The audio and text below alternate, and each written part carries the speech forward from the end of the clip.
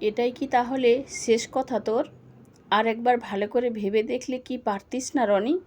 সন্ধ্যাবেলা রান্নাঘরে চা বানানোর সময় স্বাতীলেখা দেবীর কানে আসে স্বামী রণজয়বাবুর উত্তেজিত কণ্ঠ। তড়িঘড়ি গ্যাসটা বন্ধ করে ছুটে আসেন উনি।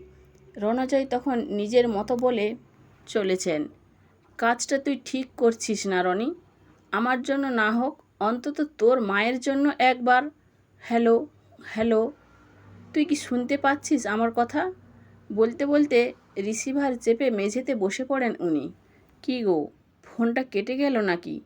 স্বাতীলেখা বলেন স্বামীর কাঁধে হাত রেখে। ঝাপসা হয়ে আসা চশমার কাঁচটা মুছতে মুছতে রণজয় উত্তর দেন, না গিন্নি, কেটে যায়নি। বলা ভালো, রনি ফোনটা কেটে দিল।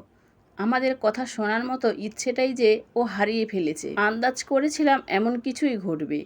গতবার যখন কথা বলেছিলাম তখনই রনি আমাকে বলেছিল এই বাড়ি বেচে দিয়ে ওর ওখানে চলে যেতে। সেটা সম্ভব নয়। কিন্তু এই প্রমোটার সমীর এলে কী করবে কিছু ভেবেছ? স্বাতীলেখা বলেন মৃদু কণ্ঠে, দেখছি, আপাতত একটু চা দাও, নইলে মাথার জট খুলবে না। রণজয়বাবু বলেন স্ত্রীর উদ্দেশ্যে। কথাগুলো বলে ঘর ছেড়ে বারান্দায় গিয়ে ইজি চেয়ারে গা এলিয়ে দেন রণজয়। এককালে নিজেদের মেধাবী ছেলে রনিতকে নিয়ে খুব গর্ব ছিল ওনাদের। রনিত উচ্চশিক্ষিত হলেও জীবনের শিক্ষা থেকে বঞ্চিত হয়েছে। শেষ বয়সে এসে মনে হয় ওকে মানুষ হবার শিক্ষাটা দিলে বোধহয় খুব ভালো হতো। না, কিছু একটা ভাবতেই হবে খুব তাড়াতাড়ি। ভাবনার সাগরে ডুব সাঁতার কাটছিলেন রণজয়। হুঁশ ফেরে স্বাতীলেখার কণ্ঠে, নাও ধরো তোমার চা, খেয়ে নিও কিন্তু। আমি যাই রাতের খাবারের আয়োজন করি। বাতের ব্যথাটা আবার বেড়েছে, দিন কয়েক হলো। রান্নাটা সেরে গরম জলে সেঁক নেব। এই বলে রান্নাঘরের দিকে পা বাড়ান উনি। এমন সময় চোখ বন্ধ অবস্থাতেই রণজয় বলেন, আগামীকাল আমার সঙ্গে একটু বেরোতে পারবে গিন্নি? অনেক দিন তো হলো এই ঘরের মধ্যে কাটালাম। আগামীকাল না হয় বাইরে বাইরেই ঘুরবো সারাদিন। এই বুড়ো বয়সে সারাদিন বাড়ির বাইরে? অবাক হয়ে স্বাতীলেখা বলেন। মৃদু হেসে রণজয়বাবু বলেন, আহা, চলোই না সেই নতুন বিয়ের পর একবার যেমন ঘুরতে বেরিয়েছিলাম। ময়দান, ভিক্টোরিয়া, চিনেবাদামের গন্ধে নিজেদের পুরনো প্রেমটা একবার ঝালিয়ে নেব শেষবারের মতো। শেষবারের মতো মানে? চমকে উঠে বলেন স্বাতীলেখা। ক্রমশ প্রকাশ্য। রণজয় বলেন স্ত্রীর উদ্দেশ্যে। পরদিন সকাল সকাল বেরিয়ে পড়েন ওনারা। প্রথমে কালীঘাটে পুজো দিয়ে শুরু হয় ওদের যাত্রা। তারপর সারাদিন এদিক ওদিক ঘুরে বেড়ান দুজনে। ফুচকা থেকে চিনেবাদাম বাদ যায় না কিছুই। তারপর দিনের শেষে পড়ন্ত বিকেলে ময়দানে এসে বসেন দুজনে। বেলা শেষের আলো ছুঁয়ে যায় স্বাতীলেখার গালে। স্বামীর দিকে তাকিয়ে স্বাতী বলেন, কি দেখছো অমন করে? কিছু না, এমনি। দেখে নিতে দাও গিন্নি, হাতে আর বেশি সময় নেই যে। কিন্তু তোমাকে যে কি করে বলি কথাটা। রণজয় বলেন কাঁপা কাঁপা কণ্ঠে। এলোমেলো ঘাসের ডগায় আঙুল চালাতে চালাতে স্বাতী বলেন, সারা জীবন চেষ্টা করেছি সাধ্যমতো তোমার পাশে থাকার। আজ তোমার মুখ দেখে বুঝতে পারছি কোনো ঝড় উঠেছে। তাই দ্বিধা না করে বলে ফেলো। বলছি তবে শোনো। স্ত্রীর দিকে এগিয়ে এসে ওর কানে কানে বলতে শুরু করেন উনি। সবটা শুনতে শুনতে শক্ত করে স্বামীর হাত চেপে ধরেন স্বাতীলেখা। তারপর দুজন মিলে এগিয়ে চলেন মেট্রো স্টেশনের দিকে। না, আর ভাবার অবকাশ নেই কোনো। ওই তো বোবা টানেলের বুক চিরে মেট্রো এগিয়ে আসছে। দুজন মিলে এগিয়ে যান মরণ ঝাঁপ দেবেন বলে।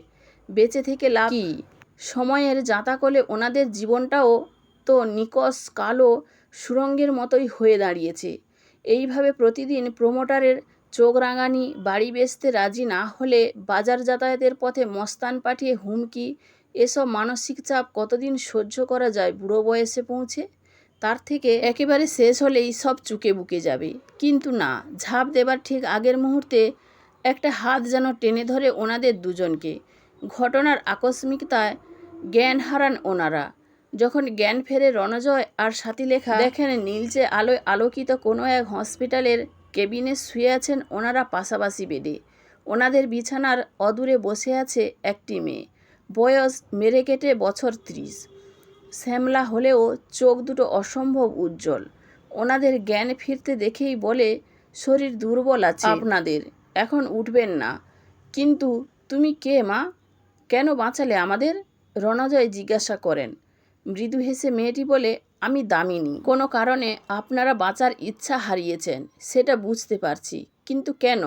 একবারও ভেবে দেখেছেন মরতে গিয়ে যদি সফল না হতেন তাহলে কি হতো? পঙ্গু হয়ে জড় ভরতের মতো থাকলে লোক সমাজে লজ্জা আরও বাড়ত, বই কমতো না।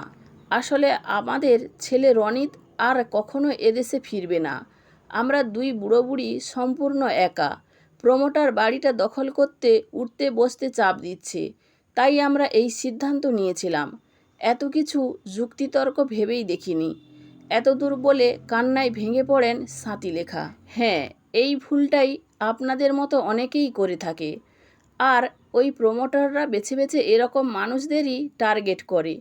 প্রবীণ নাগরিকদের জন্য এই শহরটা আর আগের মতো নিরাপদ নয়। এতদূর বলে কাঁধের ব্যাগ থেকে জলের বোতল বার করে একটু গলায় ঢেলে দামিনী আবার বলে, যাক সেসব কথা। জীবন থেকে পালানোর মনোপ্রবৃত্তি না নিয়ে আসুন, এবার আমরা সকলে মিলে একটু দিন বদলের স্বপ্ন দেখি। আমরা মাসিমা। কি মেসোমশাই, আপনার কোনো আপত্তি আছে নাকি? কথাগুলো বলতে বলতে আরও দৃঢ় হয় দামিনীর কণ্ঠস্বর। না, কোনো আপত্তি নেই। সাক্ষাৎ মৃত্যুর হাত থেকে ফিরিয়ে এনে যখন নতুন জীবন দান করলে, তখন তো শুনতেই হয় তোমার কথা। রণজয় বলেন দামিনীর কথার উত্তরে। আসলে পরশমণি বলে একটি অনাথ আশ্রমের সাথে যুক্ত আছি আমি। আজ আপনারা শুধুমাত্র আপনাদের সন্তানের অবহেলা পেয়ে আত্মহত্যা করতে যাচ্ছিলেন। ওখানে গেলে দেখতে পাবেন এরকম কত সন্তান আছে যারা একটু ভালোবাসা পাওয়ার জন্য অধীর আগ্রহে অপেক্ষা করে। ওরা বাড়ি, অর্থ, বিষয় সম্পত্তি কোনো কিছুই চায় না, চায় শুধুই ভালোবাসা। নিজেদের স্নেহের একটু ছোঁয়া না হয় ওদের দিলেন। রাজি থাকলে জানাবেন।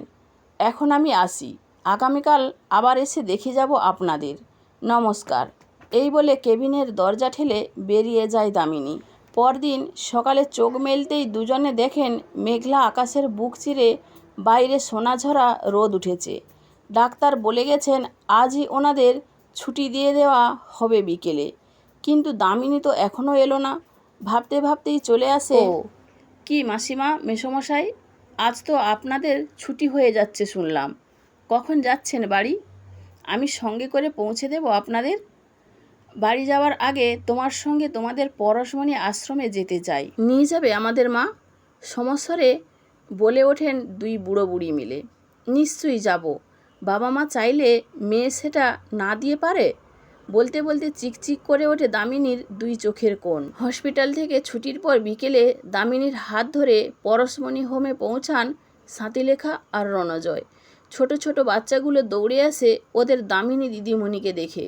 স্বাতীলেখা আর রণজয়কে দেখিয়ে দামিনী ওদের বলে, আজ থেকে এরা তোমাদের নতুন বন্ধু। কচি কচি হাতের স্পর্শে ওরা বলে, আজ থেকে তোমরা হলে আমাদের গল্প দাদু আর গল্প দিদা। কি গো, শোনাবে তো আমাদের গল্প? নিশ্চয়ই শোনাবো। তোমরাই যে আমাদের বেঁচে থাকার পরশমণি গো। চুমুতে চুমুতে ওদের ভরিয়ে দিতে দিতে উত্তর দেন দুজনে। দামিনী বলে, এবার চলুন, সন্ধ্যার প্রার্থনা শুরু হলো বলে। লাইনে দাঁড়িয়ে সকলের সাথে কণ্ঠ মেলান রণজয় আর স্বাতীলেখা। আধারের গায়ে গায়ে পরস্তব, সারা রাত ফোটাক তারা নব নব, নিশিদিন আলোক শিখা জ্বলুক প্রাণে, আগুনের পরশমণি ছোঁয়াও প্রাণে। এক ঝাঁক উজ্জ্বল পায়রাদের নিঃস্বার্থ ভালোবাসায় নতুন ছন্দে বাঁচতে থাকেন রণজয় আর স্বাতীলেখা থুরি, সকলের প্রিয় গল্পদাদু আর গল্প দিদা।